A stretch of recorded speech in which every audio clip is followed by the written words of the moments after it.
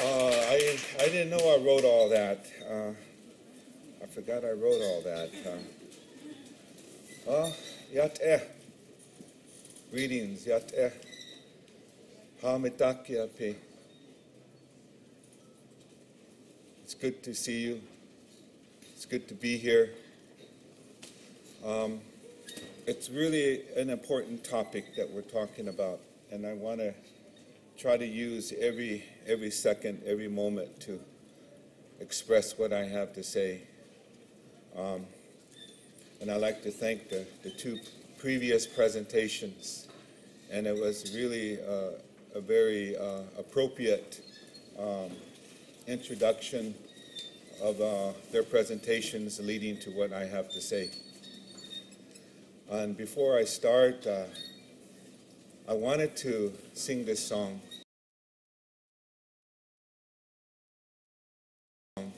So if everyone can rise.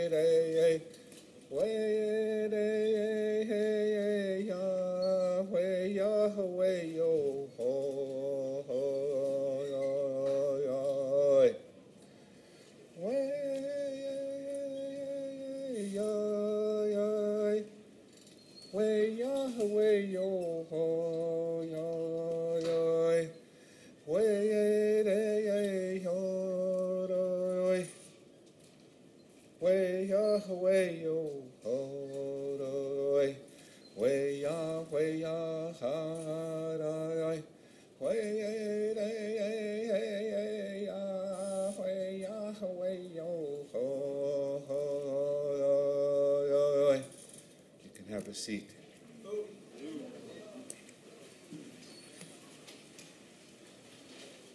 Chande Washtea na prechi zapido.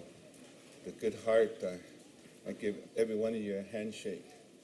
The Bethlejini, Ashli, the Kota Oyate Basha Shichi. Nehun Hungaki, Dene, Navajo, Farmington, New Mexico. Hechia Tahahito. Tuwahi Mitkawa, Owase, Chanshayape Otunweta, Lower Sioux, Dakota Reservation, Tahahipito. So that's who I am. That's how I relate to myself. That's how I relate to my family. That's how I relate to my community. That's how I relate to my nations. Our Dene, Navajo Nation. It's my mother's people. And I have an invisible umbilical cord, you can say, that I wear with me all the time. It's my evidence of who I am. And I take that no matter where I go. And there's nothing that I can do about that. That's my identification. That cord that comes out from that evidence that all of you have. I hope every one of you have that. If whether you have an innie or an outer. Okay? If you don't have that evidence, then I welcome you, my relatives from the Star Nation.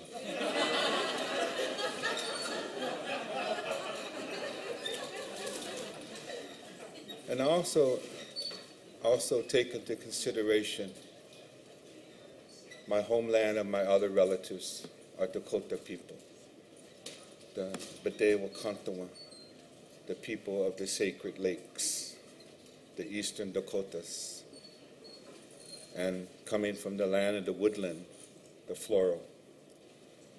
So I carry my tobacco with me everywhere I go. And there's a part of me that can talk politics. There's a part of me that can be part of a direct action raising a ruckus with a multinational corporation or a government that's not doing what they're supposed to do. But there's a spiritual foundation in everything that we do, everything that I do. The work of an Indigenous Environmental Network has a spiritual foundation. And there's nothing that we can do about that, because that was part of a free will, taking direction from elders, taking direction from ceremonies that we had, and taking direction not only from the older generation, but the youth in 1990, who are no longer youth, but they have children now, and they're in their 30s.